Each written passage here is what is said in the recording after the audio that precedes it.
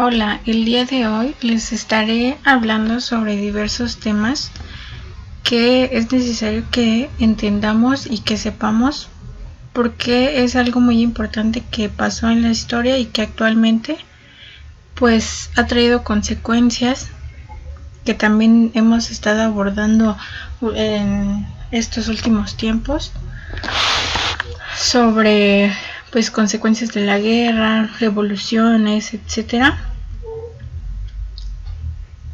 Vamos a empezar con la Revolución Rusa de 1917.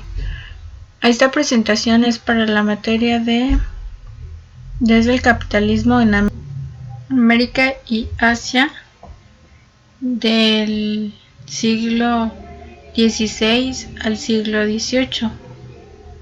Mi profesora es la maestra Ochoa Gutiérrez Saera Itzuri y yo la presentadora soy Lisette Gutiérrez Alarcón. Esta presentación es del grupo 2E8. Pues vamos a comenzar. Con lo que fue la Revolución de 1917.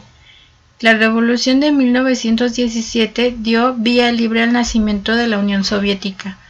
Su legado marcó la política del siglo XX y ha dejado una huella indeleble en el mundo contemporáneo. El primer indicio de lo que estaba sucediendo, algo importante, se vio en la celebración del Día Internacional de la Mujer el 23 de febrero de 1917. En el centro de la capital imperial, Petrogrado, la antigua San Petersburgo, se concentraron las masas de mujeres trabajadoras de las fábricas, a pesar de que se les unió una multitud de obreros descontentos y hambrientos. Algunos revolucionarios se mostraron escépticos sobre lo que podía suceder. Las raíces del descontento ruso eran muy profundas. Bajo el zar Nicolás II en el trono de 1894, hubo hambrunas en el campo y se agravó la explotación y miseria de las ciudades a causa de la incipiente industrialización. La revolución de 1905, desencadenada tras la sangrienta presión de una manifestación en San Petersburgo, fue seguida por una cierta liberalización política con la introducción de un parlamento o Duma, una constitución y partidos políticos. Una década después, la conflictividad había aumentado y las tensiones sociales y económicas se magnificaron con la entrada de Rusia en la Gran Guerra en 1914. Petrogrado, próxima a la frontera alemana, era un hervidero de soldados y de trabajadores hambrientos que soportaban sus padecimientos junto a lujosos palacios. Ahora seguiremos con el tema de la Revolución de Febrero. Lo que sucedió entonces no fue solo una revolución, sino una multitud de revoluciones. Un rechazo no solo del Estado, sino de todas las autoridades, jueces, policías, cargos públicos, oficiales de las Fuerzas Armadas, sacerdotes, profesores y terratenientes, todos los padres y maridos de mentalidad patriarcal. Al contrario de lo que había predicho Shaplovnik, las protestas no se desvanecieron, sino que a finales de febrero crecieron como una bola de nieve y empezaron a aparecer las pancartas y banderas rojas que llamaban a derrocar a la monarquía. El 24 de febrero, una multitud entró en el palacio de Taurid, sede de la Duma, en busca de líderes. Allí se eligió un consejo de trabajadores o soviet. La mayoría de líderes del soviet de Petrogrado no tenían la intención de hacerse con el poder. Lo que querían era que los dirigentes de la Duma, demócratas burgueses, formasen un gobierno en la línea de lo que pensaba Karl Marx, para quien la revolución burguesa debía ser la antesala de la revolución proletaria. El gobierno provisional se consideraba a sí mismo un ente interino destinado a conducir el país durante la guerra, pero llevó a cabo reformas de gran calado. El ejecutivo, dirigido por el primer ministro, el príncipe Lvov, un reformista liberal, y por el ministro de Justicia Alexander Kerensky, el único socialista del gobierno y el único que también era miembro del Soviet, abolió las leyes zaristas relativas a la libertad de expresión y reunión. En palabras de Lenin, Rusia se convirtió en el país más libre del mundo.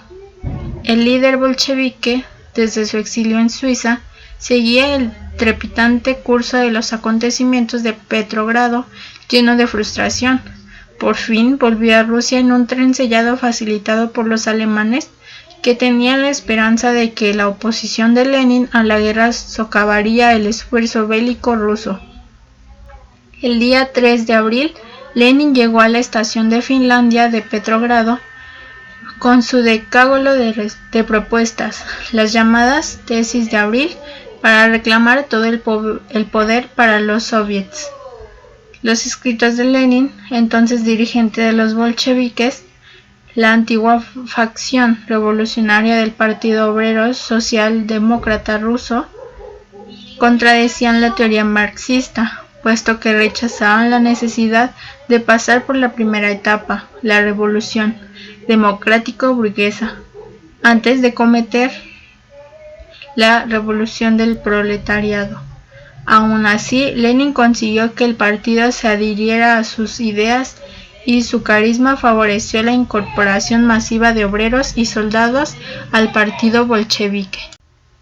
Nuestro siguiente tema es la lucha por la hegemonía mundial, un mundo en transición.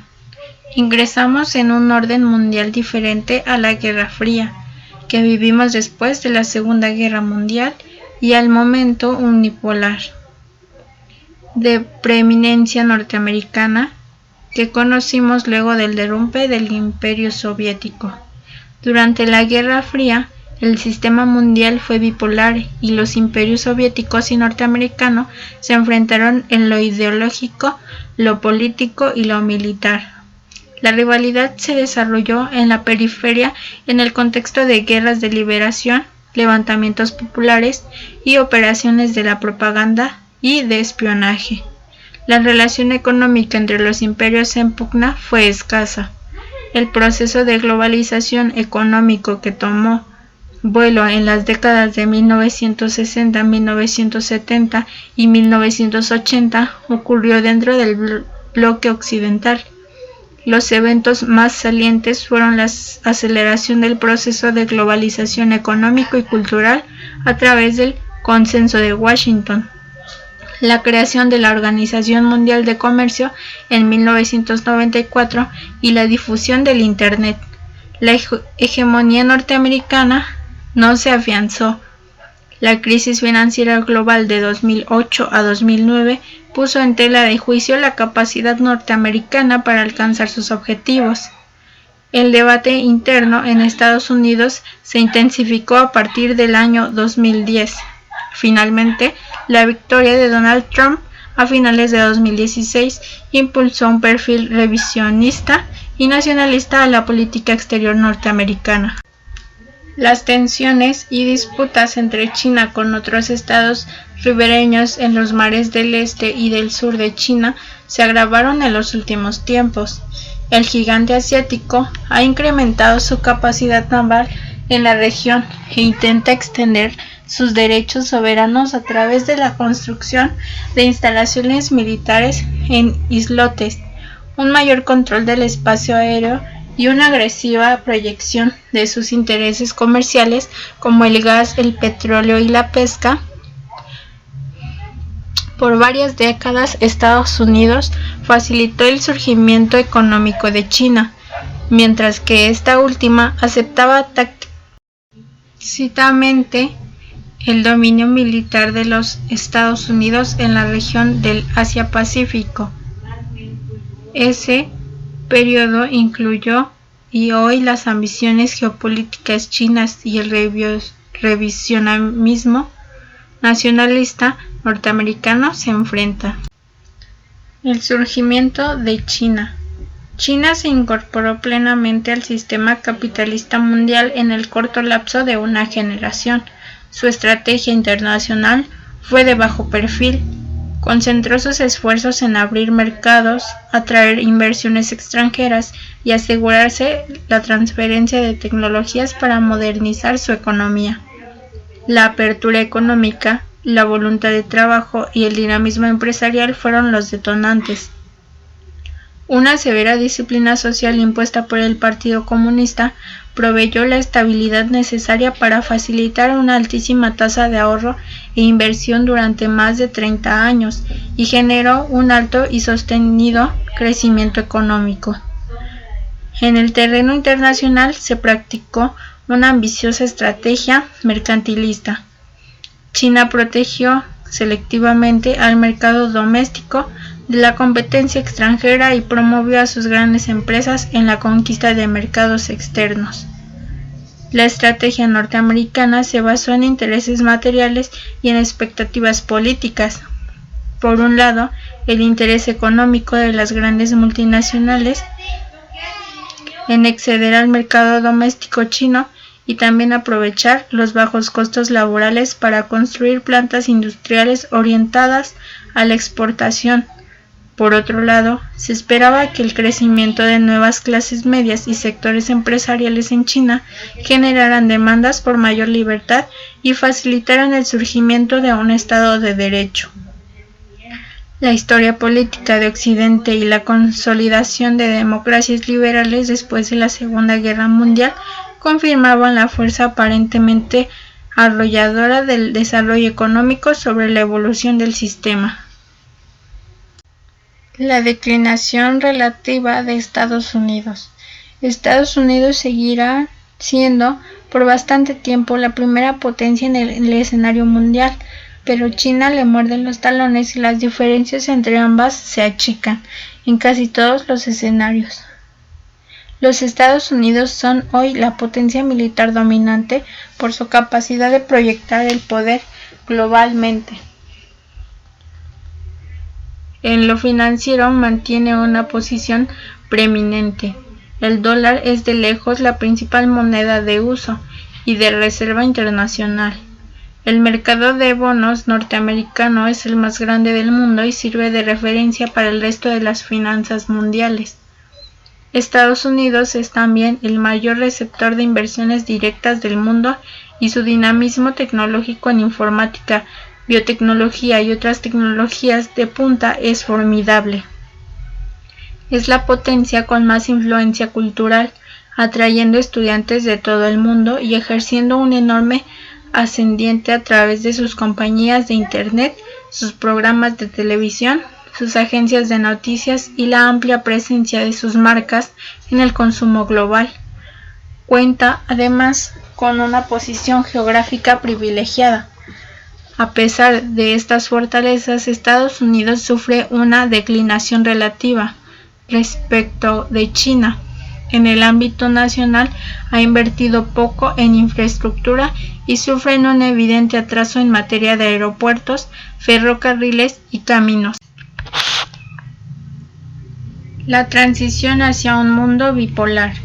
El surgimiento de China y la declinación relativa de los Estados Unidos están generando una transformación profunda en el sistema político mundial. El mundo unipolar, liderado por Estados Unidos, está gradualmente dejando el paso de un escenario bipolar. Dicha transición está ocurriendo simultáneamente con un desplazamiento del centro económico del mundo hacia Asia.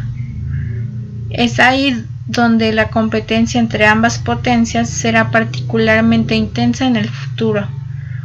Durante la transición, la inestabilidad política y la económica internacional aumentará por la disposición de los norteamericanos de defender sus intereses y privilegios amenazados por las ambiciones y apetencias de una China emergente. La competencia y la rivalidad reemplazaron la antigua cooperación. Los Estados Unidos están alarmados con las iniciativas militares chinas en los mares del sudeste asiático y perciben como una amenaza a sus intereses el avance tecnológico chino. La dirigencia china teme el acerco naval de los Estados Unidos.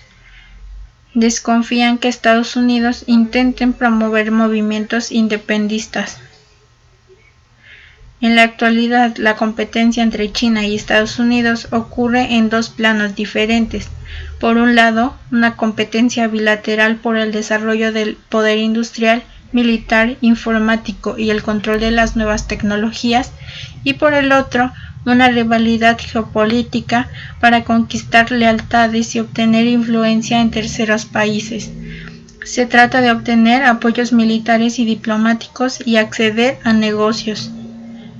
Tanto Estados Unidos como China privilegian las iniciativas bilaterales para alcanzar sus objetivos comerciales y financieros, en detrimento de los mecanismos multilaterales ya establecidos. Estados Unidos intentará, con la colaboración de Japón y de los países europeos, reformar el funcionamiento de la OMC para poner un coto a los excesos mercantilistas de la política comercial china. China, por su parte, tratará de postergar las reformas y mantener el statu quo del que tanto se benefició. Asimismo, pretenderá modificar a su favor los mecanismos decisorios de las instituciones multilaterales y regionales existentes. Terminada la transición, el escenario mundial será bipolar y no multipolar, porque las brechas de poder entre los Estados Unidos y China, respectivamente, se agrandan con el pasar del tiempo. El pensamiento de la CEPAL y su evolución. Los documentos de la CEPAL, a través de sus 20 años de existencia, han ido acumulando interpretaciones, juicios y sugerencias que abordan gran parte de los aspectos más significativos de los problemas teóricos y prácticos del desarrollo latinoamericano, remontándose al periodo en que comienza a actuar la CEPAL, esto es, al segundo quinquenio de los años 40. Es fácil discernir una situación en que se contradecían, o por lo menos no armonizaban entre sí, el comportamiento y los propósitos en boga de los países hoy económicamente más avanzados de la región y el cuerpo de ideas y esquemas teóricos y doctrinarios prevalecientes. En efecto, mientras estos países, urgidos por las circunstancias que crearon la Gran Depresión y la Segunda Guerra Mundial, habían emprendido con energía la transformación de sus estructuras económicas, apartándose del modelo de crecimiento hacia afuera, no se había producido un proceso similar de reajuste en el plano intelectual, en el que continuaban dominando los conceptos y las teorías afines del antiguo sistema. En algunos casos, los criterios vigentes se habían enriquecido con elementos de la nueva escuela keynesiana, pero la absorción aquí también había sido indiscriminada y superficial, y a veces apenas sirvió para dar un barniz de responsabilidad teórica a arbitrarios infraccionarios. En suma, no solo una aproximación empírica y pragmática orientaba el nuevo curso de esas economías, lo cual perjudicaba su avance y lo dejaba expuesto a cambios y zigzagueos de dirección por obra de quienes seguían apegados a fórmulas añejas. Esta característica reviste significación muy especial cuando se la considera a la luz de las circunstancias de posguerra. Desde el final del conflicto, durante un lapso relativamente dilatado, que con altibajos y diferencias entre los países se prolonga hasta mediados de los años 50, es decir, una década, puede observarse una evidente reanimación del sector externo en la economía latinoamericana. vale la pena recordar la razón del particular énfasis que se dio a todo lo relacionado con el comercio exterior.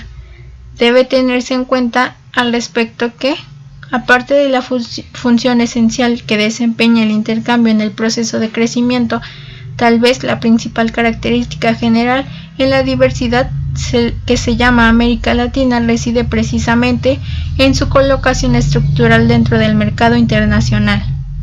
En otras palabras, uno de los elementos clave que caracteriza a las economías de los países latinoamericanos ha sido y es su función distintiva como región especializada y dependiente de la exportación de bienes primarios. La importancia asignada a este factor resultó natural y necesaria en la medida en que tenía que buscarse lo común en el diagnóstico de los problemas regionales, amén de la ponderación decisiva de ese aspecto en el debate económico que estaba planteado. La desconcentración del progreso técnico y la relación de precios del intercambio. El razonamiento crítico no podía dejar de inquirir sobre las causas del fenómeno destacado y de su mecanismo de realización, materia de la que sobresalen algunas hipótesis principales. Una de ellas se relaciona con la segunda premisa básica de la expectativa ortodoxa, esto es, con la presunción optimista acerca del curso de la demanda de productos primarios en los mercados centrales. El análisis de la CEPAL demostró que esa demanda, además de oscilar periódicamente con grave trastorno de las economías periféricas, tendía a crecer con lentitud y con manifiesto retraso en comparación con el incremento del ingreso en los centros industriales. Adujo que esto, en lo principal, se debía a que 1. Los bienes primarios representan una proporción decreciente del gasto a la demanda globales a medida que se elevan las rentas. 2. Hay sustituciones cada vez más generalizadas de productos básicos. 3. Con el progreso técnico va reduciéndose la participación de los insumos primarios en el valor de los bienes finales. 4. Políticas y diversos instrumentos proteccionistas en los países industrializados estrechan el acceso a sus mercados de los productos básicos en que se especializa la periferia. La debilidad que implican estos sectores para la colocación de la producción primaria se ve reforzado por otras. Otro elemento que pesa en ese sentido y que se pone de relieve en el análisis de la CEPAL es la gravitación de la fuerza de trabajo redundante sobre los costos y precios de los productores primarios. Del grado en que se dé esta realidad depende en parte de la posibilidad de que, por el mejoramiento de los salarios, se retenga en el país periférico una fracción invariable de las ganancias de la productividad, sin olvidar otros factores ya mencionados y que también inciden en este reparto. De todos modos, cualquiera que sea la significación atribuida al sobrante actual o virtual de mano de obra en las economías primario exportadoras, para la comprensión del problema general, no puede dejar de recordarse que es bien diferente, por no decir opuesta, a la situación de los grandes centros industriales. A una escasez relativa o absoluta de fuerzas de trabajo, de la cual dan prueba general los adelantos tecnológicos destinados a economizarla, se suman la solidez y la extensión de una organización sindical vigilante y en condiciones de reclamar ajustes continuos del ingreso asalariado según su evolución de la productividad. Las consecuencias serían del particular patrón de relaciones económicas entre las economías industrializadas y las primario exportadoras. El análisis de la CEPAL redujo algunas consecuencias primordiales. Una de ellas sería tan importante como meridiana. Reside en la disparidad de tasas de crecimiento que implica la especialización, sea en la producción de materias básicas, sea en la de bienes industriales. En la medida en que es más rápido el aumento de la demanda de los segundos, resultará inevitable, como en realidad ha sucedido, que las economías que se especializan en su producción se desarrollen con mayor celeridad que las que siguen dependiendo de los bienes primarios. De este modo, la distancia que separa a los países centrales y a los periféricos tenderán a aumentar con el tiempo, a menos que se modifique la situación estructural de origen. Este aspecto se verá más determinantemente cuando se examinen los planteamientos relativos a la industrialización. Otra consecuencia se relaciona con lo que podría llamarse el desequilibrio implícito en un sistema de relaciones basado en la tradicional división internacional del trabajo. En efecto, mirando el problema desde el lado de una economía periférica, podrá verificarse que sus ingresos en moneda extranjera dependen sobre todo de la exportación de productos básicos, la cual, como es sabido, se incrementa con lentitud. El problema también se proyecta en otra forma, y quizá con mayor intensidad, cuando toma cuerpo la diversificación del sistema productivo en una economía primaria exportadora. Sobre esto se volverá a recordar las ideas sobre industrialización. El desarrollo hacia adentro. Junto con el examen de las características y las consecuencias del sistema centro-periferia, destaca en los estudios de la CEPAL otra contraposición primordial, la del crecimiento hacia afuera y el desarrollo hacia adentro.